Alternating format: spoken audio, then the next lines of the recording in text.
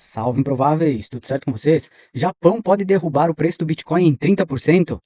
Aumento do desemprego e baixa da inflação. O que tudo isso tem a ver com as criptomoedas e como podemos nos programar para os próximos dias e semanas a partir dessas informações. É tudo isso que a gente vai passar nesse review semanal desse vídeo de hoje. Então, se tu quer entender tudo o que está acontecendo no mundo cripto, todas essas notícias importantes, todo esse review aí do mercado da semana, fica comigo até o final desse vídeo, que a gente vai passar por essas principais informações e tem muita coisa importante e com certeza pode te ajudar muito nas tuas escolhas a partir de agora, tá certo? Então aquela velha máxima de sempre, né, galera? Chega já deixando aquele likezinho, que cara, a única coisa que eu te peço aí do outro lado é para deixar o likezinho, porque o like, ele vai fazer com que esse vídeo possa chegar num número maior de pessoas, assim, nossos vídeos podem, né, ter uma visibilidade maior aqui no YouTube, porque aqui, né, eu tô de peito aberto aqui trazendo informações para vocês, perdendo meu tempo aqui, né, que eu poderia estar farmando airdrops, fazendo outras coisas aí, né, no mundo cripto e ganhando dinheiro, inclusive, eu tô aqui trabalhando de graça no YouTube, trazendo informações para vocês, porque meu canal, ele ainda não é monetizado, né?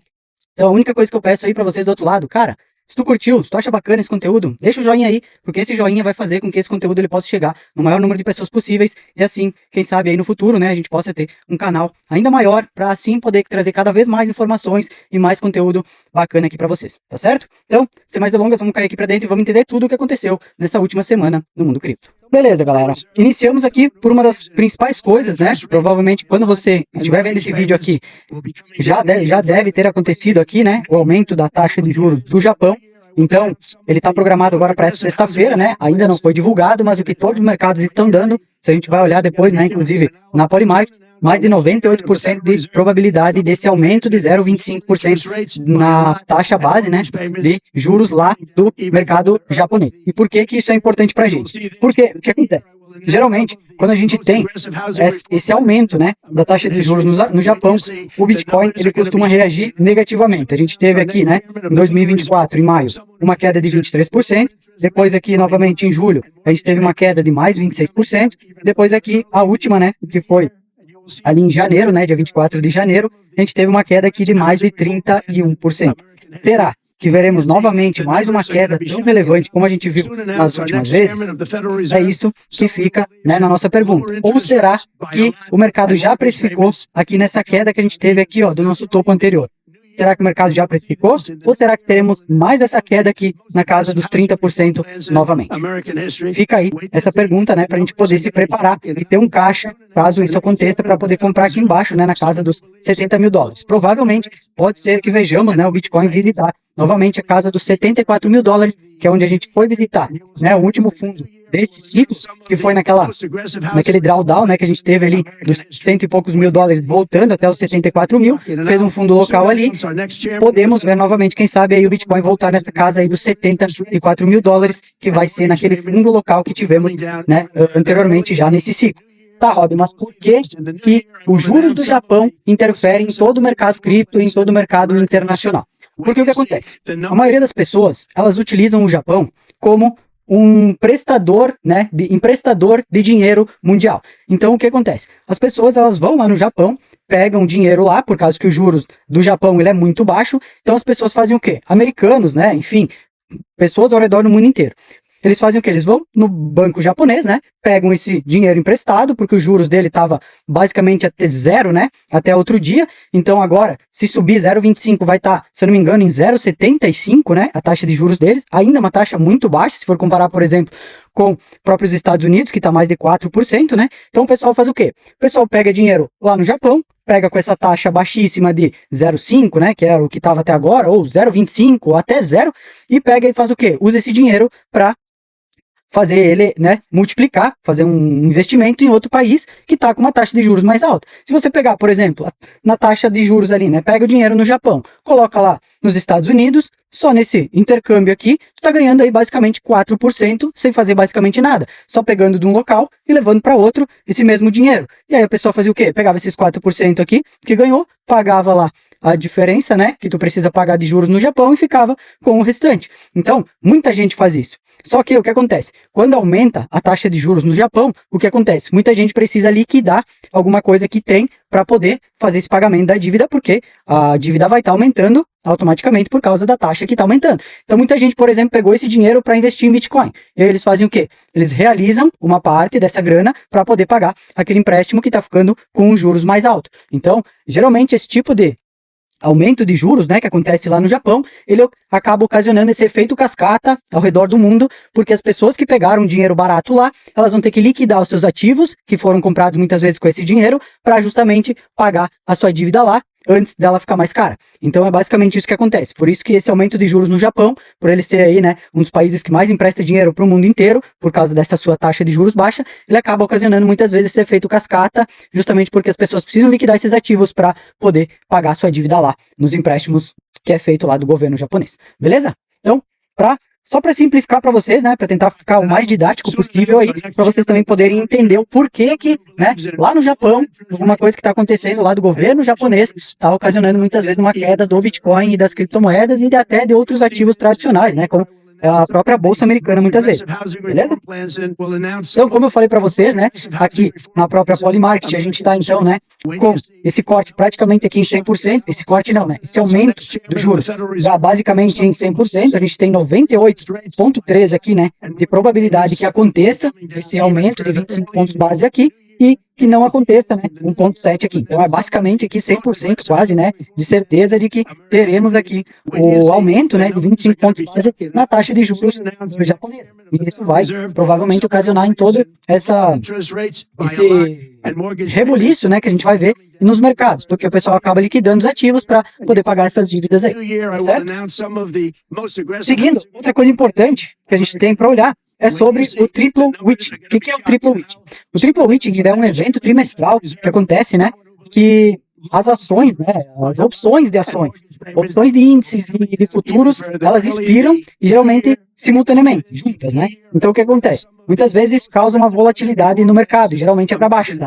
Por quê? Porque as instituições, elas reequilibram, né, ou fecham grandes posições que elas têm abertas ali. Então isso pode ocasionar também movimentos bem bruscos no mercado. E quando é que está previsto isso? Está previsto aqui para nossa sexta-feira, né? Que é o dia que vocês vão, inclusive, estar vendo esse vídeo aqui, que é no dia 19 de dezembro desse ano. Beleza? Então, outra coisa que pode também trazer uma grande volatilidade para o mercado nessa sexta-feira, inclusive aqui o Triple Witching, né? Bastante gente falando sobre isso. Também é uma coisa interessante, né, que eu achei trazer aqui. Por quê? Porque a gente viu, né, sempre volatilidade nesses períodos. Aqui a gente viu volatilidade para baixo, aqui a gente viu uma volatilidade para cima, né? E aqui, no último também, a volatilidade para baixo. Geralmente, olha lá, nas quedas, né? Logo depois, mas depois, geralmente, a gente tem uma recuperação, né? Mas podem ver que, geralmente, aqui nos dias após, né? Poucos dias após o acontecimento aqui do Triple Witching, né? Ele faz essa queda bem abrupta aqui, que geralmente é uma queda bem relevante, né? Como a gente pode ver aqui nas marcações desse gráfico, certo? Outra coisa importante, né? É sobre a acumulação que está acontecendo das carteiras de Bitcoin, que tem entre 100 e 1.000 Bitcoins, né? Que estão aí baleias do mercado. Então, o que está acontecendo com essa galera aqui? Eles estão acumulando. Então, eles fizeram uma acumulação aqui, né? Como a gente pode ver nesse gráfico, que está marcado, inclusive, né? Com essas linhas, com esse circular vermelho aqui, né? Então, por que essa galera, que é, né, as baleias do mercado aí, né, que tem mais de 100 bitcoins, até 1.000 bitcoins, eles estão aqui acumulando nesse momento do mercado, sendo que muita gente está, inclusive, falando que a gente já está entrando em bear market. Não faria sentido nenhum a gente estar entrando em bear market e ter essa movimentação gigantesca aqui de baleias, né, que são os grandes do mercado, aí, com mais de 100 bitcoins, fazendo aí as maiores compras nos últimos 30 dias, inclusive, né? Então, eles gastaram, né, mais de 23,3 bilhões de dólares, acumulando aí mais de 269 mil bitcoins, quase 270 mil bitcoins eles compraram aí, né, nos últimos 30 dias. Essa compra deles foi a maior que foi registrada aqui, né, dos últimos 13 anos. Então, cara, é uma informação muito relevante. Por quê? Por que as baleias do mercado, né, essas instituições gigantescas aqui, o pessoal que tem mais de 100 bitcoins, até 1.000 bitcoins, estaria fazendo uma compra tão gigantesca, né, gastando aqui mais de 23,3 bilhões, quase 24 bilhões de dólares, acumulando mais de 269 mil, aí, quase 270 mil bitcoins. se a gente estivesse entrando no bear market. Não faria muito sentido, né? Por quê? Porque elas iam gastar tanta grana assim para comprar menos Bitcoin se elas pudessem comprar aqui com o preço caindo, né? Talvez por metade do preço, que é o que a gente espera que aconteça quando a gente encontrar um fundo de bear market aí, pelo menos 50%, 60%, quem sabe até 70%, né? Desconto do último topo, que foi, nesse caso, $126 mil, né? Então, achei bem interessante para trazer aqui para vocês também, né? Para a gente ficar com essa informação, né? Taylor comprando baleias gigantescas, né? Com de 100 a 1000 Bitcoins comprando, ETFs comprando, e muita galera falando em bear market. Tem alguma coisa de errado, né? Por quê? Porque esses gigantescos do mercado são eles que sabem a hora certa de comprar ou não. Não a sardinhada, né? Que, entre aspas, aí somos nós, que a gente tem muito menos dinheiro do que eles e, na maioria das vezes, muito menos tempo de mercado também. Então, quem é que está errado? Esses caras gigantescos que estão comprando agora? Ou quem é a sardinhada aí que está toda desesperada, né, com medo do bear market, porque a gente já deve estar entrando e está todo mundo desesperado, falando em bear e tal. E aí, o que vocês acham? Vocês acham que são as baleias do mercado aqui gigantescas que estão erradas, o Sailor, os ETFs, ou essa galera que está gritando aí a mundos de fundos que a gente já está em bear market?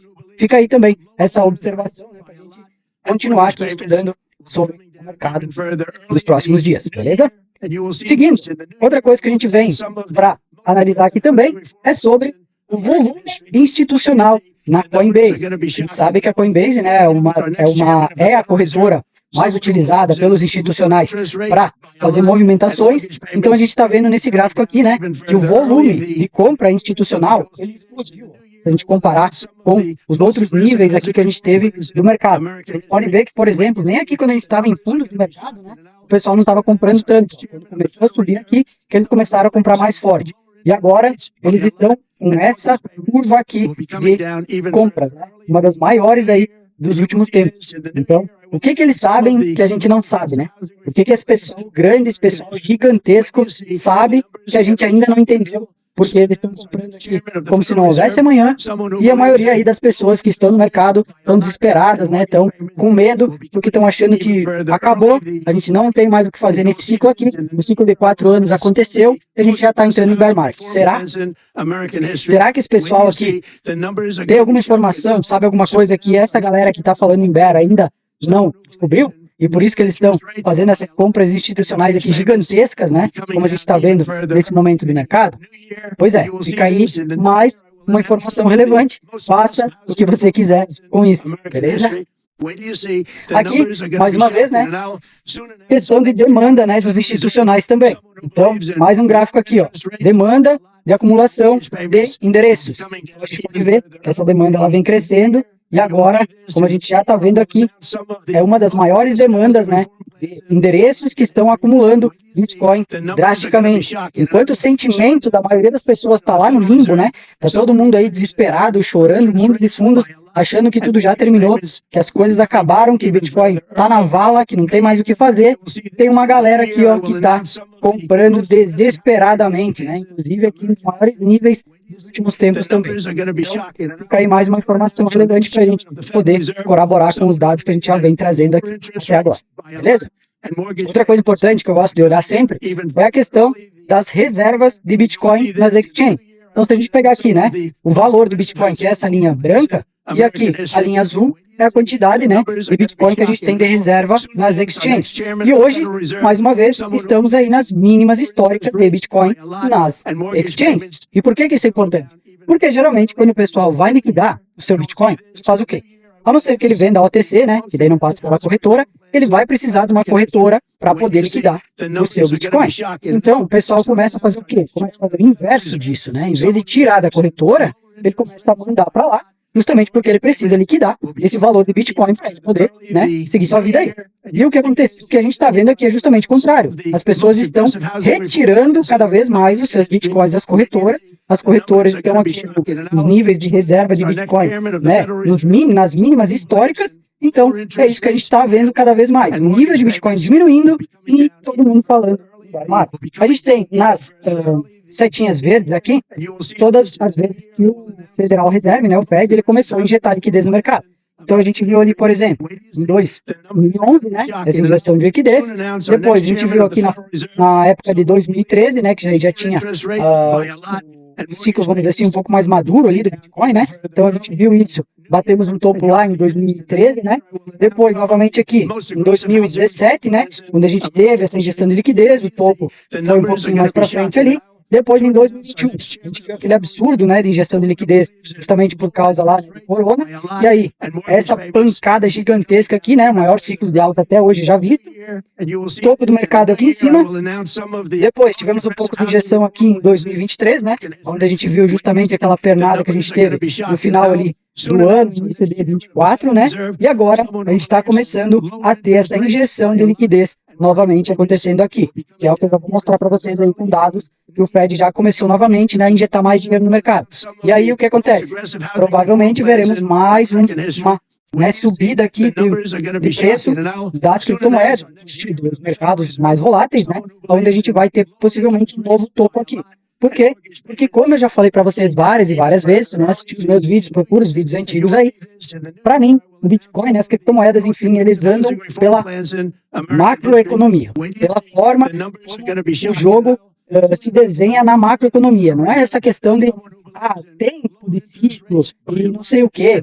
Sabe, eu acredito muito que como a gente viu aqui, ó, nos ciclos anteriores, foi balizado pelo aumento da liquidez. E a gente não teve esse aumento de liquidez tão abrupto como a gente viu já em outros ciclos. Então, como é que a gente vai acabar? Os ciclos de mercado tem que ter essa liquidez. Essa liquidez ela vai ter que entrar no mercado. E quando essa liquidez começar a entrar mais forte, quando o Fed baixar mais os juros, quando ele começar a imprimir mais dinheiro, quando ele der início, né, o quantitative easing, a gente pode ver muita grana migrando aqui para o mercado cripto. Só que isso ainda não aconteceu. Então a gente viu aqui, ó, um pouco de liquidez que veio para o mercado foi lá em 2023, que foi justamente naquela pernada que a gente teve ali até início de 24. Depois, a gente não viu mais essa liquidez entrando, porque o Fed segurou, estava em quantitative tightening, estava segurando, estava drenando liquidez no mercado, não estava injetando liquidez. E agora está acontecendo justamente o contrário. As taxas de juros tendem a baixar, a gente vai ver, né, nas próximas notícias aqui também, que está corroborando para isso, né? A gente está vendo a taxa de desemprego subir, está vendo o nível de inflação caindo, então tudo isso corrobora para que o Fed corte mais juros na próxima reunião. E ele cortando mais juros, automaticamente, pessoas vão começar a migrar mais capital para o capital de risco. Automaticamente, as criptomoedas são beneficiadas com tudo isso também. Beleza? Então, seguindo, a gente vai ver, mais uma vez aqui, né, o Fed fazendo o quê? Injetando liquidez de novo. Então, ele está injetando cada vez mais liquidez no mercado. Ele está fazendo isso por baixo dos panos. Eles não querem que isso fique muito visível para as pessoas, mas eles estão injetando liquidez no mercado. Vai ter uma outra informação aqui que eu vou passar para vocês daqui a pouco, que vieram mais 8 bilhões de dólares ao mercado, que foi injeção de liquidez do Fed. Então, cara, esse dinheiro ele está entrando nos mercados. Vai vir uma grana para mercados de risco e pode ter certeza que vai respingar aqui no Bitcoin, nas criptomoedas, e possivelmente vai levar elas para um outro patamar. Aqui, mais uma coisa interessante da gente olhar, né, que eu gosto sempre de dar uma olhada também para verificar onde a gente tem as maiores faixas de liquidez, né, para saber para onde que o Bitcoin ele pode ir ou não. Então, hoje a gente vê que as maiores faixas de liquidez que a gente tem aqui estão aqui na faixa dos 100 mil dólares, né? E aqui um pouquinho abaixo, deve ser mais ou menos aqui no 90 e alguma coisa, né? E para baixo, a gente vai ter aqui na casa dos 85 mil dólares mais ou menos. Mas a maior faixa que a gente tem de liquidez é aqui nos 100 mil dólares, que é o que? A galera que está shortando no mercado. Então, se o Bitcoin, né, possivelmente pode dar um spike de alta, provavelmente ele vem aqui para casa dos 100 mil dólares buscar essa liquidez que tem bem concentrada aqui nessa faixa de preço. Então, vamos ver aí ele buscando essa primeira liquidez aqui, né, na faixa dos 90 e pouquinho, para depois vir aqui em cima nos 100 mil, buscar essa liquidez que está mais concentrada aqui. Outro gráfico importante aqui, bem relevante, é Ethereum cotado em Bitcoin. Por quê? Porque a gente rompeu uma linha de tendência de baixa aqui bem relevante, né? E a gente está fazendo o quê? Está fazendo o repique aqui de reteste. Então, o estocástico aqui embaixo, né? O RSI já está cruzando aqui também. Então, isso também é bem relevante da gente ver, né? Porque geralmente quando cruza aqui, ele costuma levar para cima, então pode ser que a gente venha aqui, né, veja, inclusive o Ethereum performando melhor que o Bitcoin, coisa que ele vinha aí, né, sangrando, né, desde 2022, aqui eu acho que foi, né, a última vez, isso aí, 2022, que a gente viu, né, ele perdendo aqui cada vez mais dominância perante o Bitcoin, e agora ele está rompendo essa linha de tendência de baixa aqui, fazendo esse reteste aqui, que possivelmente possa levar ele aqui para cima, né, geralmente no topo aqui desse canal que ele veio respeitando, né, desde 2022 até agora. Então, podemos ver o Ethereum, inclusive, performando aqui melhor que o Bitcoin nas próximas semanas. Porque já vimos também várias notícias, né, de várias pessoas influentes do mercado cripto acumulando bastante Ethereum. A gente já vendo institucionais também, né, acumulando bastante Ethereum. Por quê? Porque eles já viram isso aqui, inclusive, muito antes de nós.